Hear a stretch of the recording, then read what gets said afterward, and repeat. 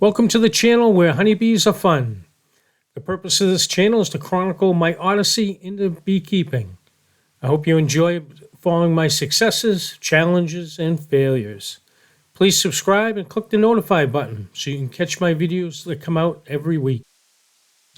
This video clip is my first feeding of the bees and opening up the hive since I put them in. So here's the hive. It's just one box. Over to the right of it is a top feeder that I'll fill with syrup. I've got a strap over the top.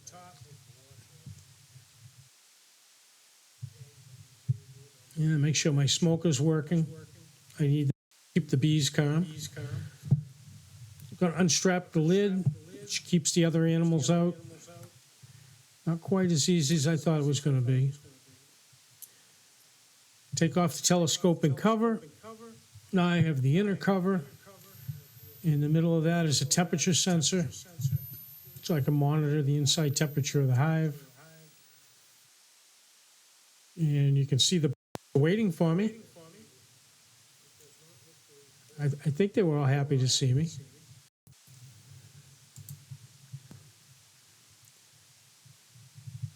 Just inspecting the cover, making sure the queen's not on it, making sure the bees look okay. While we're not doing a complete inspection today, we're just doing a feeding. There's a few things that need to check out. As you look at the box on the left, there is a feeder already in the box. It takes up the space of 2 frames. But that was running low. I didn't want to pull it out. At this point, it still had some syrup in it. So I was going to add to the syrup supply by putting the other box on top.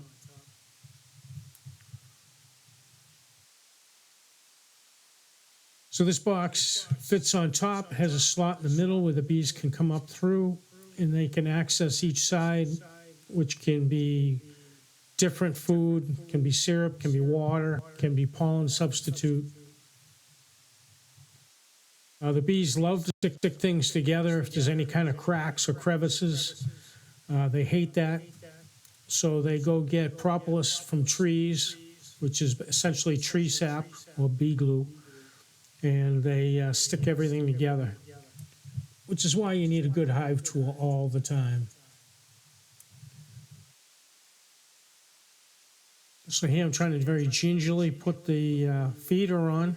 There's bee space between the feeder and the frames you saw on top, so nobody should be getting crushed except at the edges. That's why you put it on very delicately and you move it, give the bees a chance to move out of the way. Then in this pail is the 1-to-1 sugar syrup. Just double checking.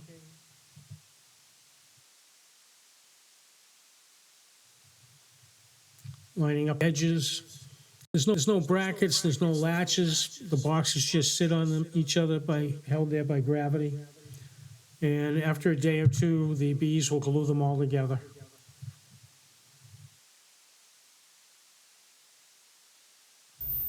Artificial pollen patties. Now I remembered that I needed a pollen patty to supplement their feeding. There's really no pollen at this point. This is early May. So I was going to give them a pollen substitute and get them started. With the pollen substitute, they'll actually build brood and start working on more bees, developing more bees. So I wanted to get a jump on that since this colony had already started popping out in the nuclear cytobot. So I'm going to put down the pollen patty. I'm going to try and move the bees out of the way. They're all standing there looking up at me. A little smoke spreads them out. Then I'm going to lay the pollen patty right down on top of the brood space. That way the nurse bees can get to it, and they can feed the pollen substitute Not like the smoke idea. to the larvae. Okay, girls. And here we're putting the feeder back on. Now that the pollen patty's in there, We'll feed it up, fill it up with syrup. Let's get the foragers mad. They are the evil bees.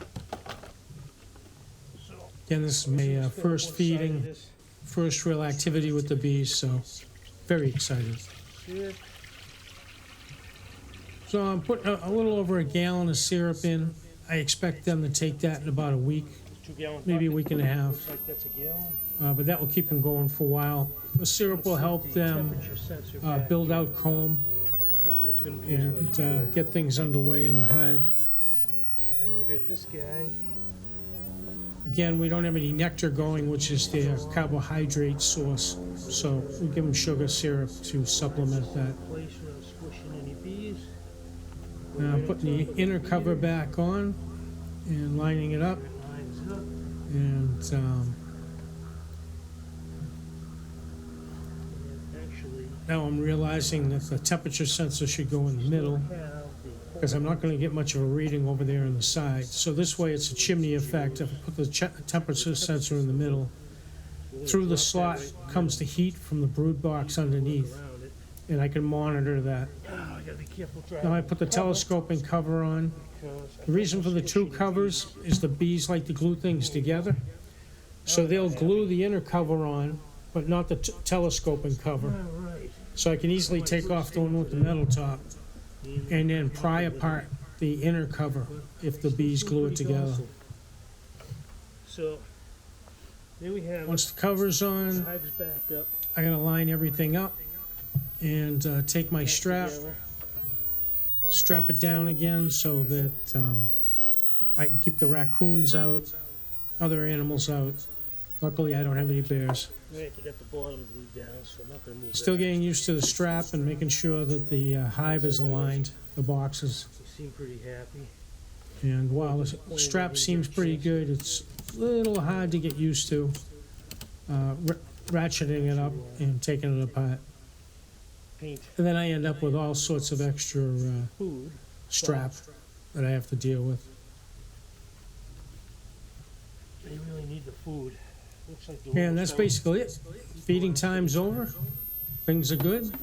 The bees are happy. don't- sugar syrup I'm today. excited to be into the box. The last of what I have. And that's it for this one.